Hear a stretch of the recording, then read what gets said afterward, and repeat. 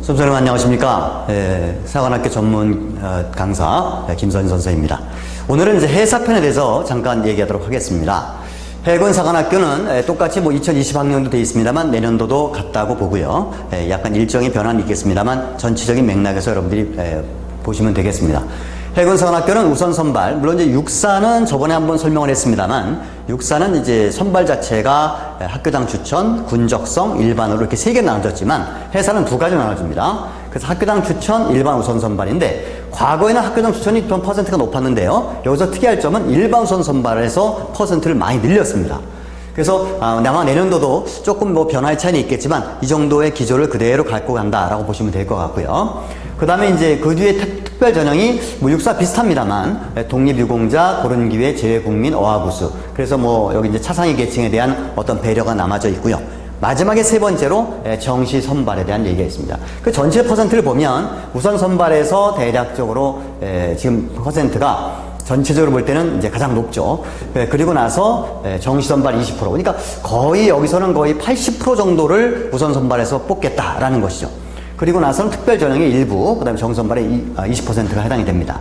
전체적 배점을 보면 학교장 추천은 우리가 육사에서 학교장 추천은 합불만 따졌죠. 그러니까 1차에서는 점수가 포함되지 않았습니다. 그런데 해사에서는 1차 점수가 200점, 그리고 면접 논술이 400점, 그리고 잠재 역량 평가, 체력, 내신 합쳐 총 1000점 만점에서 1차 시험의 비율을 높였습니다. 그리고 면접이 400점입니다. 면접을 절대 무시할 수 있는 부분이 아니겠죠.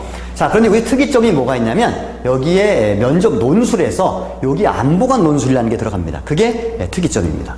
그 다음에 잠재 역량 평가가 200점인데 이건 학교장 추천만 해당이 됩니다. 그래서 잠재 역량 평가는 실질적으로 여러분들이 시험을 볼 때, 2차 시험 볼 때 입소를 해서 그 안에서 그 학생에 대한 1박 2일 동안의 평가를 갖게 됩니다. 그래서 그것을 잠재 역량 평가라고 하고요. 그 다음에 이제 여러분들이 놓치기 쉬운 게 뭐냐면 한국사 가산점입니다. 때때로 준비를 하면서 한국사를 놓치게 되면 굉장히 불이익을 볼 수가 있거든요. 그래서 한국사 가산점은 여러분들이 미리미리 등급을 따두는 것이 좋다고 생각을 합니다. 그 다음에 일반 우선 선발은 1차 시험의 비중이 가장 높고요. 그러니까 학교장 추천은 1차보다는 면접에 중점을 더 뒀죠. 그리고 잠재 역량 평가가 좋습니다. 이쪽 부분이 빠지게 된 거고요. 일반 우선은 무조건 1차 시험이 가장 중요합니다. 그래서 1차 시험에서 득점을 해야 됩니다.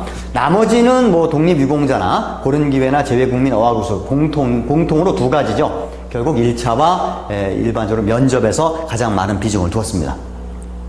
정시 선발은 육사와 마찬가지로 정시 선발은 모집 비율이 20%로 적죠. 적은 대신에 중요한 건 뭐냐면 면접과 결국 수능에서 모든 거를 결정짓겠다 이렇게 됩니다. 그러니까 아까도 육사가 정시 선발에서 600점을 부여한 것처럼 마치 해사도 500점을 부여하게 되는 거죠.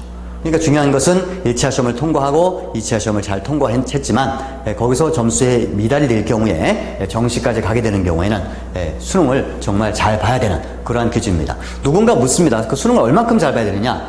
제 평균점을 본다면 평균 국영수합 그리고 탐구까지 볼 때 2등급 최소한 1등급이 나오면 더 좋겠지만요. 최소한 최저 2등급은 여러분들이 확보해야 된다.